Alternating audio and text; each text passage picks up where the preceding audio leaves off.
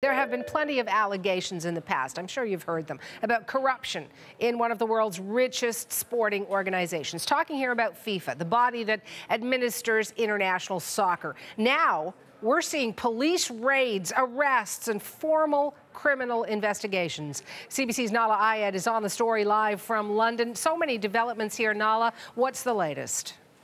Well, it has been a very dramatic morning for FIFA, and some would say that it's been a day long in coming. It started early this morning with a dramatic raid into a hotel in Zurich by more than a dozen policemen who arrested 7 officials, including one of FIFA's vice presidents, and escorted them into police cars behind big white sheets. Now, the charges stem from an FBI investigation, and that indictment alleges that 14 people are actually implicated in what, as you described, widespread systemic corruption, fraud, racketeering, money laundering, and accepting bribes. And we're talking about amounts of about $100 million over 20 years.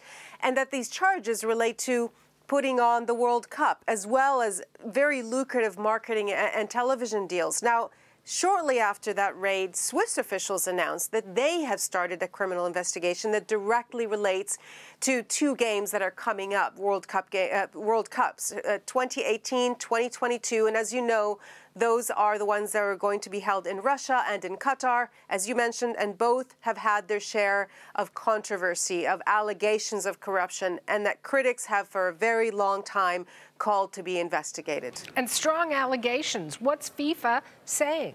Well, one of the officials who's running for the presidency described it as a sad day for football. But a short while ago, there was a spokesperson for the organization who put on a press conference who tried to put a positive spin on it. He said it's essentially business as usual, that FIFA is the injured party here, and that while it is a hard time for the organization, it's also good news, is what he said, because it might help to lead to improving the organization. He also insisted that the Congress that they had planned for this weekend would go ahead, that the vote that they had planned for choosing a new president will also go ahead. Also, he defended the current president, Sepp Blatter, the name that you know well, I'm sure, who is running for his 5th term, will still run tomorrow despite calls for him to step down because of all of this. Here's a little bit of what the spokesman had to say about Blatter.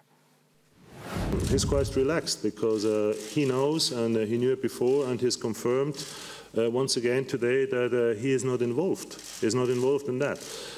All the rest, he's going to accept what will happen. And I'm sorry if I'm going to repeat myself, but it was FIFA, the 18th of November, who asked the General Attorney to open a case. Now, he also said that the games that we mentioned that are planned for Russia and Qatar would still go ahead as planned despite the allegations, although it's really hard to imagine now that this case has been opened that anyone could be certain about anything relating to FIFA. FIFA has said, though, that it will cooperate with any inquiries. All right, thanks for the update, Nala. That's CBC's Nala Ayed in London.